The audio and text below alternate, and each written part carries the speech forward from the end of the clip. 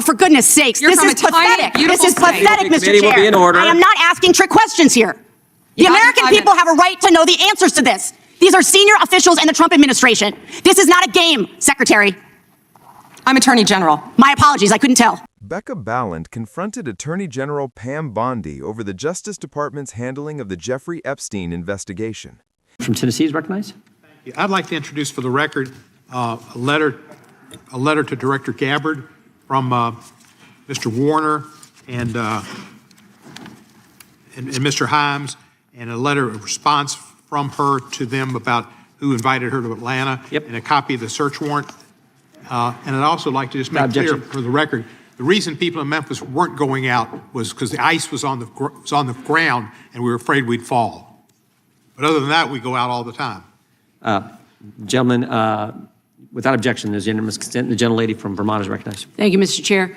Attorney General Bondi, according to your department, a child is sexually abused in the United States every 9 minutes, and the vast majority of survivors never get justice. And that's one of the reasons why I think the Epstein case has resonated so deeply with so many Americans. And the other reason, I think, is because it has revealed a two-tiered system of justice. And the powerful are protected, and the survivors rarely get any accountability. And the Epstein files contain evidence of a multi-decade international criminal conspiracy involving some of the wealthiest and the most powerful people in the world. There's evidence of financial crimes, political corruption, sex trafficking, and of course, horrible sexual abuse. And I want to remind everybody, this isn't a game. These are real people, people who have suffered, who are sitting here with us today, and they deserve answers, and they deserve accountability. And I'm here to try to get some for them. Now, I've seen some of the unredacted Epstein files, and obviously, as you know, President Trump's name is all over them, but so are the names of other senior Trump officials: Howard Lutnick, Secretary of Commerce; John Phelan, the Secretary of the Navy; and Stephen Feinberg, the Deputy Secretary of Defense. These men were appointed by President Trump to senior positions in his administration. All of them have clear and confirmed ties to Jeffrey Epstein. Attorney General Bondi, yes or no, has the Justice Department asked Secretary Lutnick about his ties to Epstein? Excuse me. Secretary Lutnick has addressed those ties himself. I'm asking you, has the Justice Department specifically asked Secretary Lutnick about his ties to Jeffrey Epstein? He has addressed those ties himself. Has the DOJ asked Secretary Phelan about his ties to Jeffrey Epstein? I don't know whether he has addressed those or not. Has the Deputy Secretary Feinberg talked to the Department of Justice about his ties to Jeffrey Epstein? Yes or no? Has the Department of Justice talked to Deputy Secretary Feinberg about his ties to Jeffrey Epstein, which are clearly spelled out in the files? It's a very simple question. It's not a trick question. I'm just asking you. Yeah, I'm stunned that you want to continue talking about. Oh my gosh. Epstein Okay, I'm reclaiming my time. I'm asking you not a trick question, a simple question. Okay, so what is clear is we have evidence. Do you know who Chris Malin is? We have evidence that 3 senior officials within the Trump administration have ties to Jeffrey Epstein. And what I can ties mean?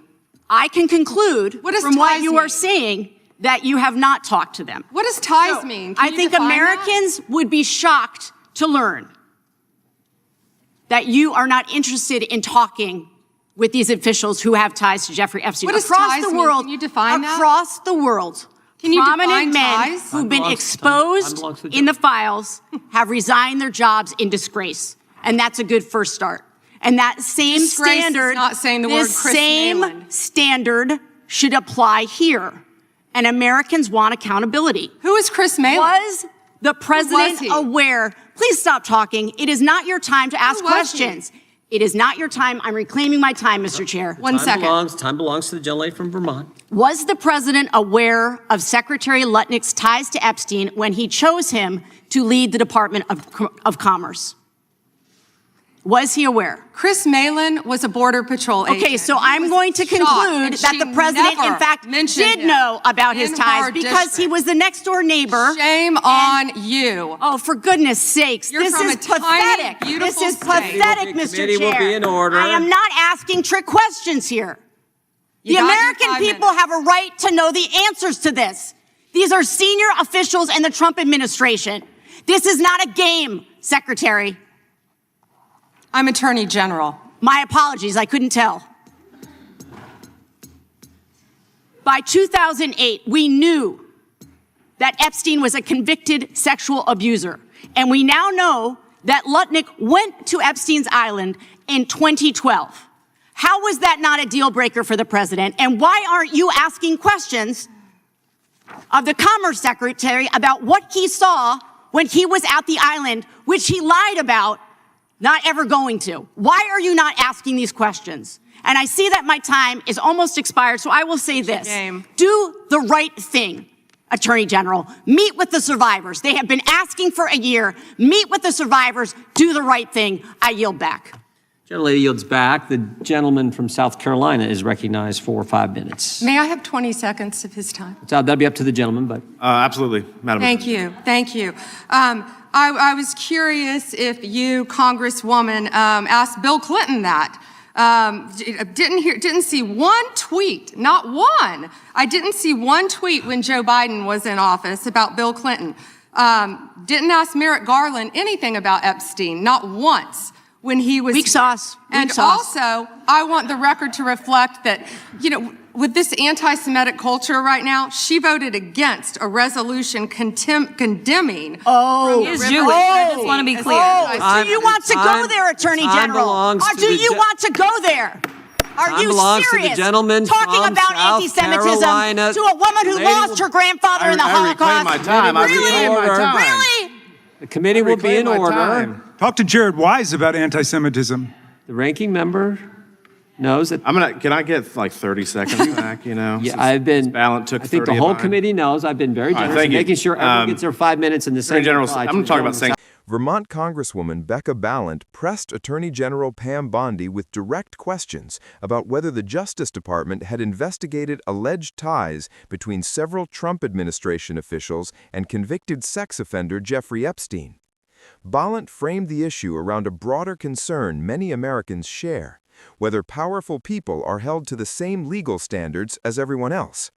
She pointed to documents and testimony suggesting that wealthy and politically connected individuals had long moved within Epstein's circle, arguing that the public deserves clear answers about what authorities have done to investigate those relationships.